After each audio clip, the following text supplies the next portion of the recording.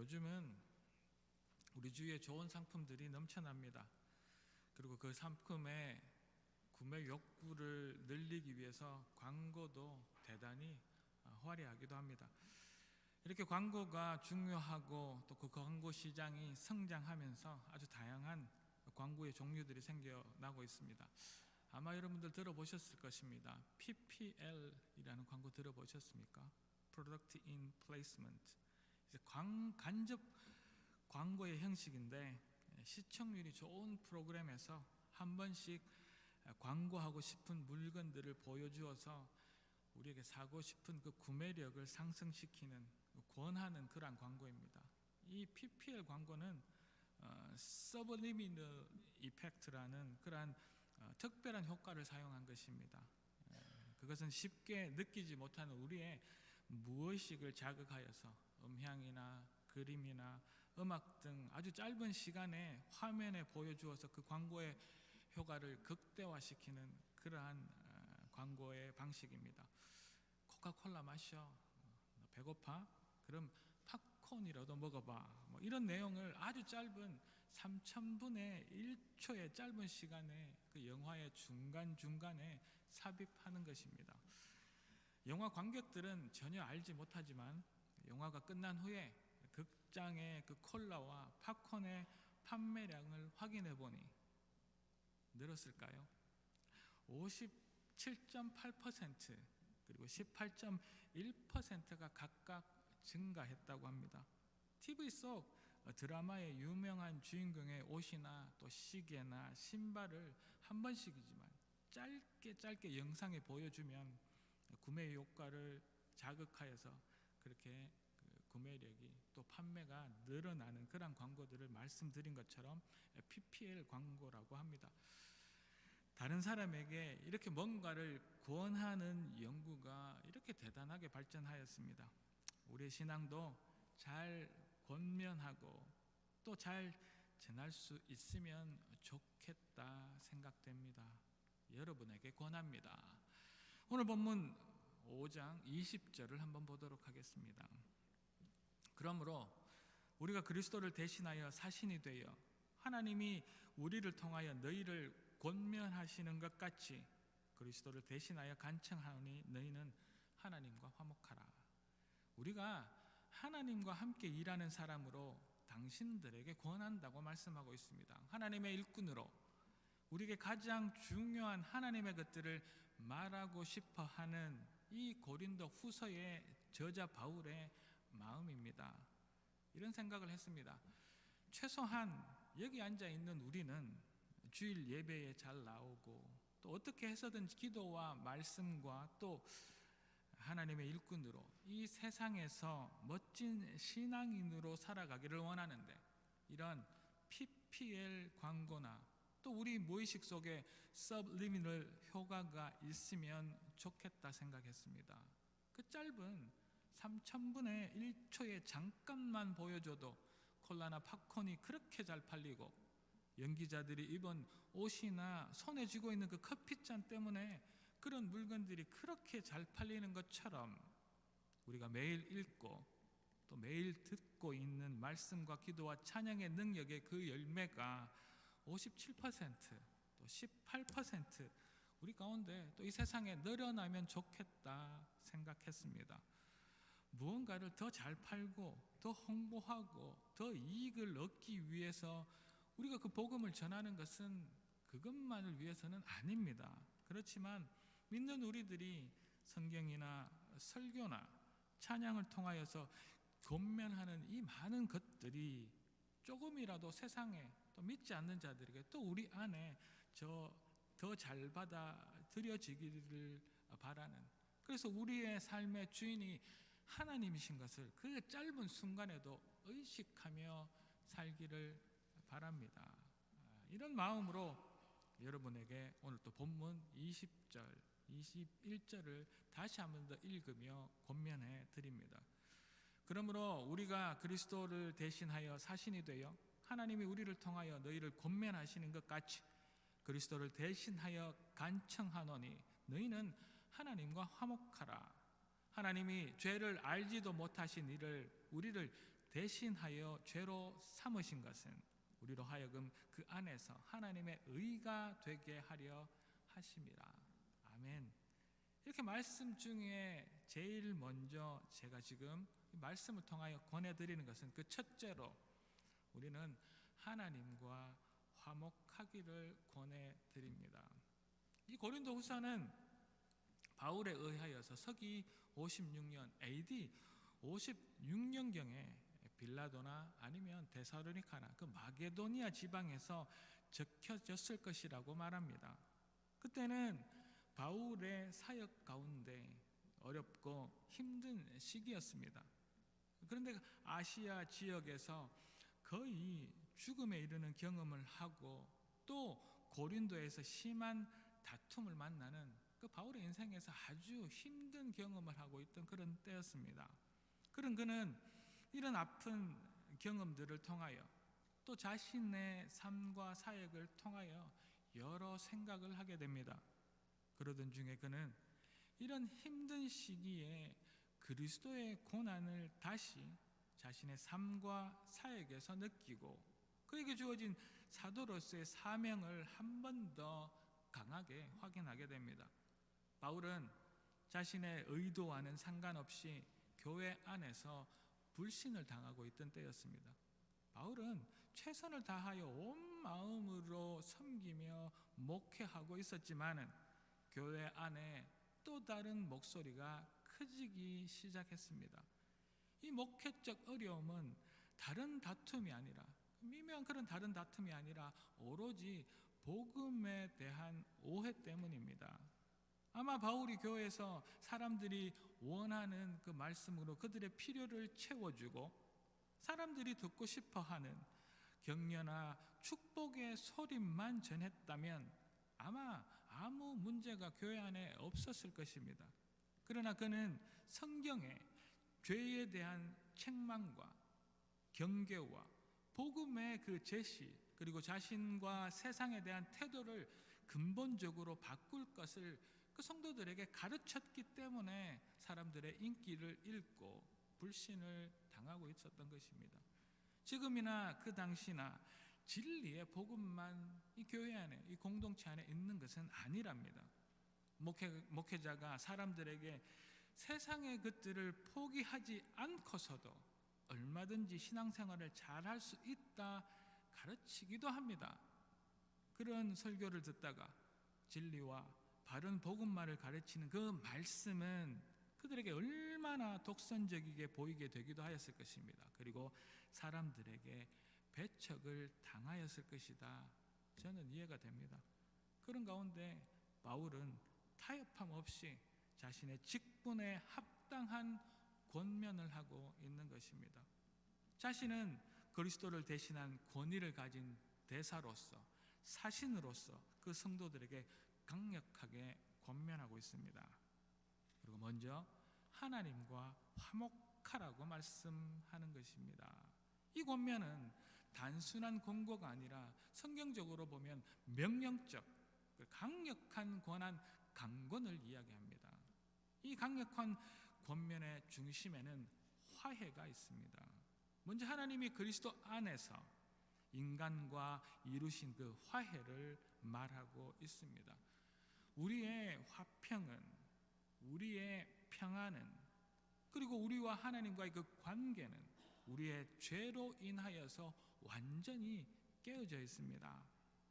가장 먼저 아담과 하와가 에덴의 동산에서 하나님께 불순종함으로 하나님과 그 좋았더라 하셨던 그 화목한 관계가 깨진 것입니다.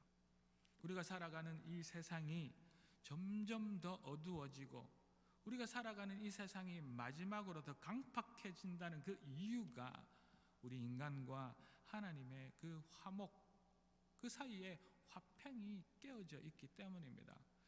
하나님께서는 우리를 만드시고 너무 기뻐하셨지만 우리 안에 하나님을 거역하고 우리가 그 하나님의 자리에 앉기를 원하는 그 악한 마음들이 하나님과 우리와의 그 사이의 그 평화를 깨어버린 것입니다.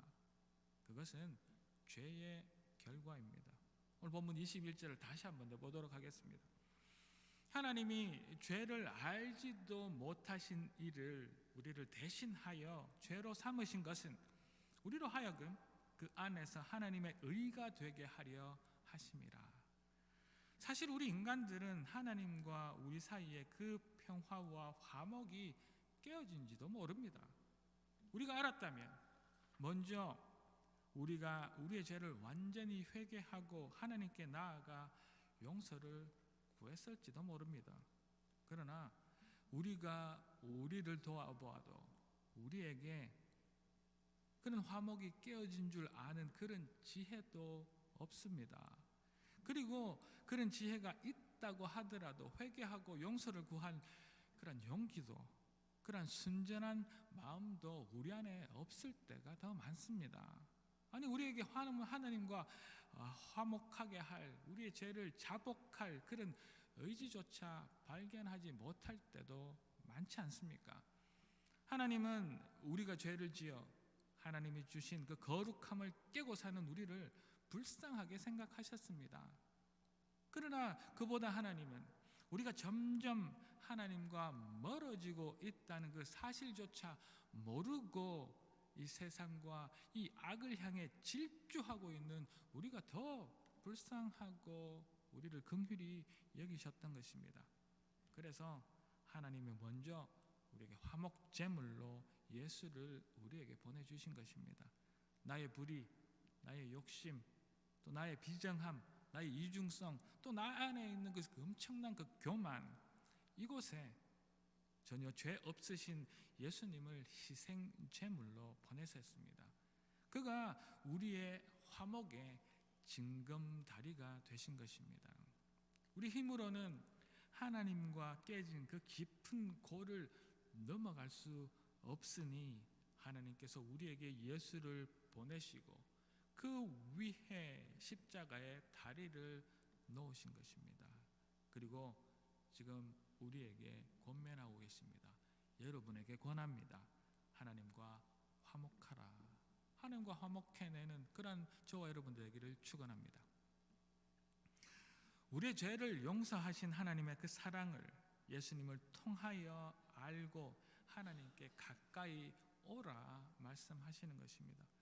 하나님과 깨진 곳에 넘쳐나는 반목과 폭력과 학살과 전쟁의 그 참혹함을 넘어 우리의 불안과 불행의 삶을 넘어 하나님과 화목한 자리로 나오게 하신 것입니다. 하나님과 화목하라. 하나님과 깨어진 그 어둡고 암울한 세상을 보고만 계실 수 없는 하나님께서 예수를 십자가에서 기꺼이 죽이심으로 생명의 다리, 하나님과 불화한 지옥 같은 이 세상에 예수의 그 화목의 길을 우리에게 열어 주셨습니다. 여러분에게 하나님의 말씀으로 권합니다. 나의 죄와 나의 악한 마음에 예수님을 초청하며 예수님으로 인하여 다시 하나님과 화목한 하나님의 기쁨이 되는 우리 모두가 되기를 이 아침 주의 이름으로 축복합니다. 그래 하실 하나님을 찬양합니다. 계속해서 말씀으로 권하는 그 두 번째는 둘째로 하나님의 은혜를 헛되이 받지 말기를 권해드립니다. 오늘 본문 6장 1절의 말씀입니다. 우리가 하나님과 함께 일하는 자로서 너희를 권하노니 하나님의 은혜를 헛되이 받지 말라. 아멘. 오늘 말씀은 죄를 알지도 못하는 예수님을 우리 위해 대신 죽이심으로 우리와 하나님 사이에 그 화목을 이루셨다라고 말씀하신 그 후에 우리에게 하나님의 그 은혜를 헛되이 받지 말라고 또다시 또 다른 말씀으로 권면하고 계십니다. 우리는 분명 하나님 아버지께 엄청난 구원의 은혜를 받았습니다. 예수 그리스도의 죽으심으로 하나님과 다시 화목해질 수 있는 그 놀라운 은혜를 우리 모두는 이미 받았습니다. 예수 그리스도의 죽으심으로 우리의 그 구원을 받았고 영생을 누릴 이 은혜를 받았다는 말씀입니다. 은혜는 선물이라고 말씀합니다. 은혜는 공짜입니다. 선물을 돈 내고 사는 사람은 없지요. 그리고 하나님께 구원의 은혜, 용서의 은혜, 영생의 은혜를 위해서 무언가 대가를 지불할 그 사람도 또 우리 중에는 아무도 없습니다. 혹 구원의 은혜 때문에 이 시간 그 어떤 대가를 지불하신 분이 여러분들 중에 계시는지요? 우리 중에는 아무도 없습니다. 그러나 우리는 여전히 내가 무언가를 해야 한다고 생각할 때가 많습니다. 내가 하나님 앞에서 더 노력하고 내가 하나님 앞에서 더 힘써야 한다고 생각할 때가 많다는 이야기입니다. 뿐만 아니라 여전히 내가 내 은혜의 주인이 되고 싶어 합니다. 뿐만 아니라 내가 여전히 받을만 하니까 하나님께서 주셨다 받았다 그렇게까지 생각할 때도 있습니다. 그 은혜에 대하여 우리가 한 것은 없습니다. 그 은혜에 대하여 우리가 할 수 있는 것조차 없답니다. 그래서 이 구원의 은혜, 화목의 은혜, 생명의 은혜를 내가 받았다 자랑할 사람이 이 세상에는 아무도 없다는 이야기입니다. 더 좋은 집, 더 좋은 차와 옷은 나의 자랑이 될 수도 있을 것입니다. 그렇지만 나의 더 높은 직장의 지위, 더 좋은 학벌은 나의 노력과 나의 능력으로 얻어서 나의 자랑이 될 수도 있을 것입니다만 하나님의 화목, 그래서 주어진 그 십자가의 은혜는 내가 할 수 있는 것이 그 어느 곳에도 아무것도 없다는 사실을 명심하는 우리가 되기를 소망합니다. 은혜는 그저 받은 것입니다. 우리와 하나님과 깨어진 그 빈틈에 예수님을 보내시고 화목을 이루시는 그 일하심도 하나님이 하신 것이고 그 화목으로 다시 살 수 있게 해주신 그 은혜도 하나님이 먼저 마련하시고 우리에게 주신 것입니다. 하나님의 일하심입니다. 우리가 한 것은 아무것도 없습니다. 그래서 은혜라고 이야기합니다. 제 발음이 틀렸습니까? 은혜. 우리가 예배에서 우리가 찬양하고 기도하는 가운데 또 우리가 말씀을 읽을 때 부어주시는 그 은혜도 하나님의 권한 안에 있습니다. 하나님의 것입니다. 은혜는 특별하게 애를 써서 얻어지는 것, 무언가 내가 더 가져야 되는 것, 예배 가운데 기도하며 찬양할 때 눈물 흘리고 춤을 추며 감동하는 특별한 영적 체험이 다가 아니라는 말씀입니다. 이런 감동, 기쁨, 환희, 회개와 그 기쁨의 눈물을 기대하고 사모하여야 합니다. 이 또한 큰 은혜 맞습니다. 그러나 이런 특별하고 일상적이지 않은 일들이 우리 은혜의 전부가 아님을 우리는 알아야 합니다. 본문 6장 2절입니다. 이르시되 내가 은혜 베풀 때에 너에게 듣고 구원의 날에 너를 도왔다 하셨으니 보라 지금은 은혜 받을 만한 때요 보라 지금은 구원의 날이로다. 구원받은 그리스도인의 그 은혜라는 것은 하루하루 사는 것, 삶 자체가 은혜이어야 합니다. 오늘 이 시간이 구원의 날이고 은혜의 날이어야 합니다. 오늘 지금이 은혜 받을 때이고 오늘 지금이 구원받을 만한 때인 줄로 믿습니다. 우리가 하나님이 주신 은혜를 헛되지 않게 제대로 받으면 정말 이제 우리는 어떤 상황에서도 주 예수 그리스도를 믿게 될 줄로 믿습니다. 나의 환경이나 나에게 그 어떤 일이 일어난다고 하더라도 그리스도 예수 그리스도를 구주로 믿고 의지하는 그 믿음이 우리 안에 은혜 그것 인하여 우리 안에 차고 넘칠 줄로 믿습니다. 이것이 우리 그리스도인에게 가장 큰 은혜인 줄로 믿습니다. 하나님의 은혜는 바로 예수 그리스도이십니다. 하나님의 은혜는 바로 예수 그리스도와 함께하는 우리의 삶이랍니다. 오늘이 은혜입니다. 그래서 우리가 제대로 은혜를 받을 때 우리는 예수님이 우리 때문에 받으셨던 그 고난도 오늘 우리의 삶 가운데 받을 수 있는 것입니다. 이것이 또 다른 은혜인 줄로 믿습니다. 우리가 하나님과 화목을 누리는 은혜를 헛되지 않게 제대로 받기만 한다면 어떤 핍박도, 가난도, 먹지 못함도, 매맞음도, 위험도, 온갖 두려움도 이겨낼 수 있는 것입니다. 이것이 진정한 우리 안에 헛되지 않은 은혜인 줄로 믿습니다. 이 은혜가 오늘 이 아침 우리 안에 차고 넘치기를 주의 이름으로 축복합니다. 2차 대전 시절에 나치 정권에 반대하여 순교한 본 해퍼 목사님은 우리에게 값싼 은혜라는 표현으로 은혜를 이렇게 말씀하십니다. 값싼 은혜라는 것은 회개 없이도 죄를 용서하는 설교요.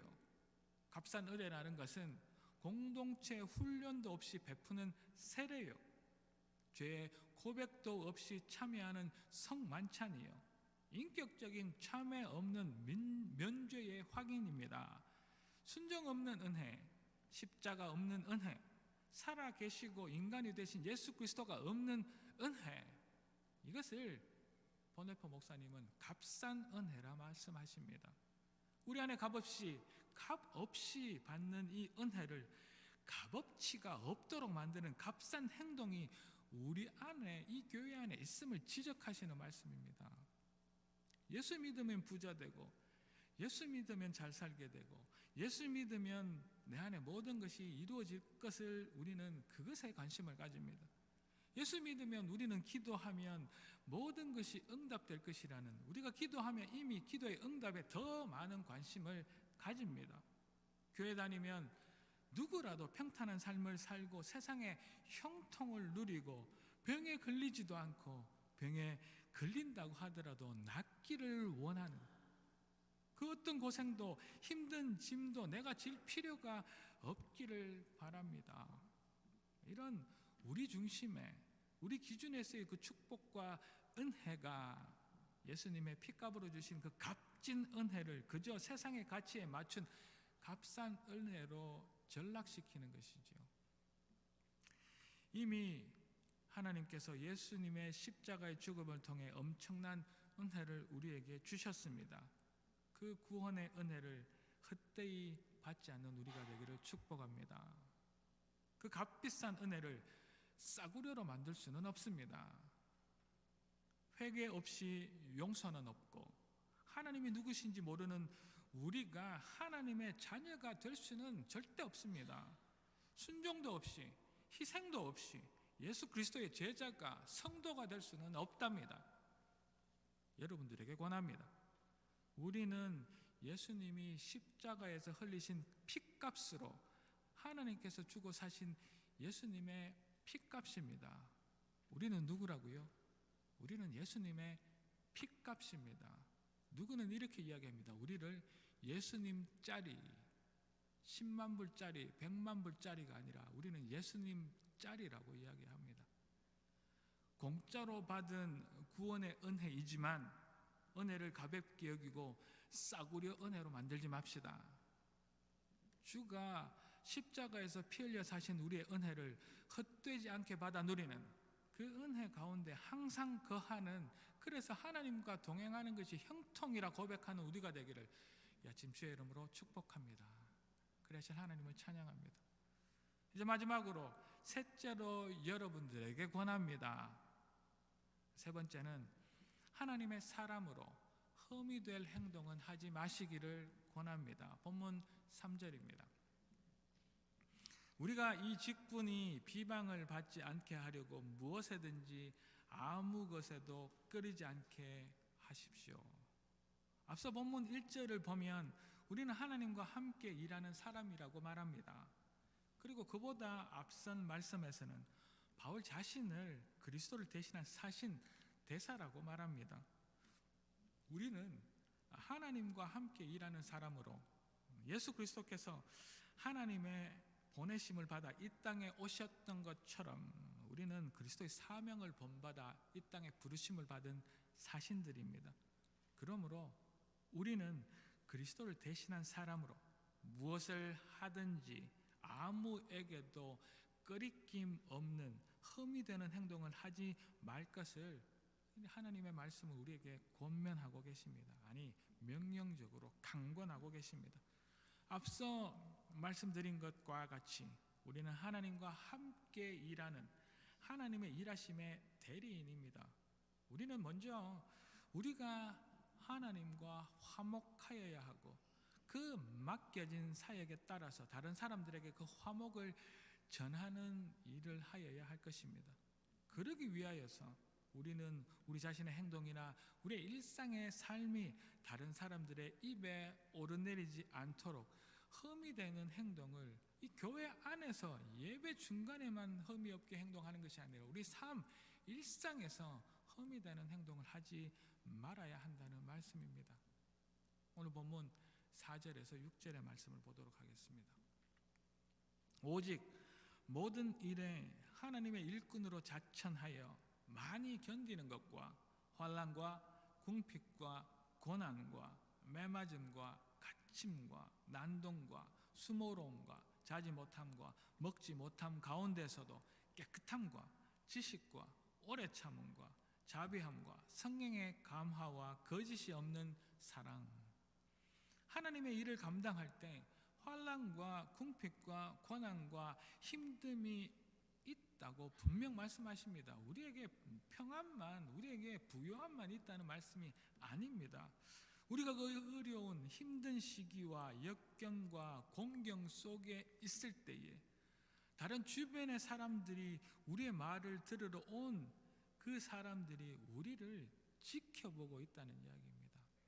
우리가 그 어려운 가운데서도 정신을 바짝 차리고 흔들림 없이 하나님의 일꾼으로 그 자리를 지키고 있는지 사람들은 우리를 두 눈을 뜨고 부릅뜨고 지켜보고 있습니다. 너희 안에 예수가 있는지 보자. 우리가 내뱉은 말처럼 제대로 행동하나 그들은 모른 척하지만 지켜보고 있답니다. 물론 그것이 두려운 것은 아닙니다. 그러나 그 지켜봄을 두렵고 떨리는 마음으로 흠없이 살아야 하는 우리의 삶인 줄 믿습니다.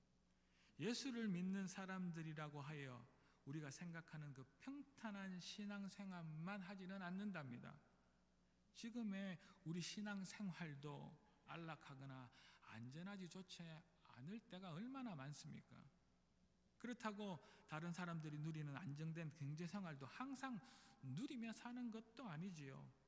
그 어려움을 겪고 있을 때에 환난과 궁핍과 고난과 매맞음과 핍박 그 어려움 가운데 여러 가지 많은 면에서 그 큰 희생을 치르지만 그 고난 가운데서 충성스럽게 하나님의 일들 전도의 사역을 끝까지 감당하는지 세상은 우리를 두 눈을 부릅뜨고 꼬투리 잡으려 지켜보고 있다는 말씀입니다. 그때 우리는 끄리끼지 않는 삶을 살고 있어야 합니다. 그때 우리는 우리의 삶에 두 발을 딛고 예수를 바라보며 당당하게 살고 있어야 한다는 이야기입니다. 우리의 신앙생활이 항상 좋을 수만은 없습니다. 기독교인으로 예배자로의 삶을 살아가려고 할 때 우리는 영적인 고난과 혹 육체적인 어려움도 당할 수 있을 것입니다. 그때 우리는 입을 열어서 불평하고 불만하기보다 우리 입을 열어 칭찬하고 찬송하고 감사하고 그렇게 우리의 신앙을 지켜나가야 할 줄로 믿습니다. 그 고난의 때가, 그 어려움의 때가 우리 신앙인들에게는 도전의 때입니다. 그 신앙의 때에는 알곡과 가라지의 그 구별할 그 엄청난 순간이라는 그 사실을 잊지 마십시오. 그때 우리는 말로는 그리스도인이지만 행동은 세상을 부러워하는 말과 행동이 다른 그리끼는 삶을 살지 말아야 할 줄로 믿습니다. 그 고백이 오늘 이 아침 우리의 고백이 되기를 주의 이름으로 축복합니다. 이제 계속해서 본문 7절에서 10절의 말씀입니다. 진리의 말씀과 하나님의 능력으로 의의 무기를 좌우에 가지고 근심하는 자 같으나 항상 기뻐하고 가난한 자 같으나 많은 사람을 부요하게 하고 아무것도 없는 자 같으나 모든 것을 가진 자, 그 자들이 우리입니다. 아멘. 우리는 진리만을 말하고 그 말한 것을 지키는 정직이 우리 안에 있어야 할 줄로 믿습니다. 목사인 제가 강대상에 서서 하나님의 말씀을 진리로 선포한 다음 제 일상의 삶에 가서는 그 말씀과 상관없이 세상과 타협하고 제 생각과 제 상황에 맞추어서 세상의 것들에 맞춰 부러워하며 산다고 생각해 보십시오. 그 사실을 지켜보는 성도들이 제 자녀와 제 아내와 제 가족이 또 여러분들이 제 말씀을 믿고 제 말씀대로 살 수 있으시겠습니까? 우리는 진리만을 말하고 그 말씀대로 정직하게 사는 꺼리낌 없는 일상의 삶을 사는 우리가 되어야 할 줄로 믿습니다. 뿐만 아니라 물질을 쫓지 않고 나의 청빈함으로 다른 사람들을 부요하게 하여야 할 것입니다. 우리의 청빈이라는 것은 자발적인 가난을 말합니다. 자신의 의지로 선택한 물질에 넉넉하지 못함 가운데 그리스도 예수를 닮아가려는 결단의 그 선택적 가난을 우리는 청빈이라 이야기합니다. 우리 그리스도인에게는 가난이 아니라 청빈이 있어야 하는 것이지요. 그래서 비참하고 궁핍한 가난과는 절대적으로 우리 그리스도인의 청빈은 구별되어야 합니다. 이 기독교적 청빈은 비관적이고 부정적인 가난과는 다르게 자신의 그 이기적인 소유를 포기하는 삶을 말합니다. 자신이 가지고 누리는 것을 내려놓고 물질적 삶이 주는 그 풍요와 안락의 그 만족을 떠난 진정한 자유를 의미합니다. 이 청빈은 예수님을 닮는 지름길이 됩니다. 자신의 소유를 포기하고 자신이 가진 것을 다른 사람과 나눔으로 그 나눔을 통해 진정한 그리스도의 사랑을 실천하는 것, 예수 그리스도를 닮아 사는 삶, 다른 사람을 부욕해 하는 하나님과 함께 일하는 우리의 모습이 되기를 이 아침 주의 이름으로 여러분들에게 권해드립니다. 단순히 책 잡히지 않으려 이렇게 사는 것이 아니라 예수님처럼 더 사랑하고 더 나누려는 마음이 우리의 삶을 이렇게 쥐고 바꾸어 주기를 이 아침 주의 이름으로 간절히 축복합니다. 그리하실 하나님만을 찬양합니다. 사랑하는 갈릴리 가족 여러분, 너무 어려운 일들이지만 말씀 가운데 강권해 드립니다. 우리의 죄의 문제에 더 예민해지고 더 민감해져서 회개하지 않은 죄로 인하여서 여전히 하나님과 다 막힌 담이 없도록 우리 안에 하나님과 화목한 우리가 되기를 권해드립니다. 나의 죄와 나의 악한 마음에 예수님을 초청하며 예수님으로 인하여 다시 하나님과 화목한 하나님의 기쁨이 되기를 이 아침 주의 이름으로 축원합니다. 하나님이 주신 그 은혜를 헛되이 받아 누리지 않기를 권면합니다. 우리는 예수님이 십자가에서 흘리신 피값으로 하나님께서 주고 사신 예수님의 피값입니다. 우리는 예수님 짤입니다. 공짜로 받은 구원의 은혜이기지만 은혜를 가벼이 여기고 싸구려 은혜로 만들지 맙시다. 주가 십자가에서 피 흘려 사신 우리의 은혜를 헛되지 않게 받아 누리는, 그래서 그 은혜 가운데 항상 거하는 그 세상의 형통이 아닌 하나님 주신 기독교적 형통을 누리는 우리가 되기를 축원합니다. 우리의 손자리에서 진리만을 말하고 모든 일에 정직한 삶을 살아가시기를 권면합니다. 우리 앞에 놓인 그 어떤 역경과 그 고난 가운데서도 나의 안전만을, 나의 화려한 삶만을, 나의 풍요한 삶만을 바라는 것이 아니라 인내하며 참으며 나누어서 부요함을 우리 모두가 누리는, 그래서 그 부요함을 세상에 전하는 예수의 부요한, 예수의 진정한 삶을 전하는 우리가 되기를 축원합니다. 우리의 하나님과 화목함, 주신 값진 은혜에 감사함, 우리의 사람을 나의 주변이 세상이 지켜보고 있음을 알고서 전혀 하나님의 사람으로 끄리낌 없는, 흠 없는 예배 가운데 뿐만 아니라 일상의 삶을 살아가는 우리 모두가 되기를, 이 갈릴레가 되기를 주의 이름으로 이 아침 다시 한번 간절히 축복합니다. 그리하실 하나님만을 찬양합니다. 기도하겠습니다. 하나님은 말씀을 통하여 우리에게 강권하십니다. 아니 명령하십니다. 하나님과 화목해지라. 그리고 하나님 주신 그 은혜에 헛되이 받지 말고 그 값없이 예수의 피값을 싸구려 은혜로 만들지 말기를 명령하십니다.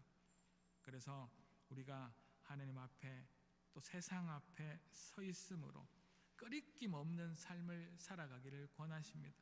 하나님이 말씀대로 살아가기를 소망합니다. 그저 이 예배 시간, 그저 우리가 그리스도의 옷을 입고 있을 이때만을 하나님 앞에 드리는 것이 아니라 저희들에게 주신 나머지 364일 23시간의 모든 시간들을 하나님 앞에 올려드림으로 하나님과 화목하고 은혜의 값없이 값싼 은혜로 만들어버리지 않으며 또한 하나님께서 주신 그 부요함을 세상에 나누어 주는 복된 인생들 다 될 수 있도록 도와주시옵소서. 그리하실 하나님만을 찬양하옵고 이 모든 말씀 살아계신 예수 그리스도 이름으로 감사드리며 기도 올리옵나이다. 아멘.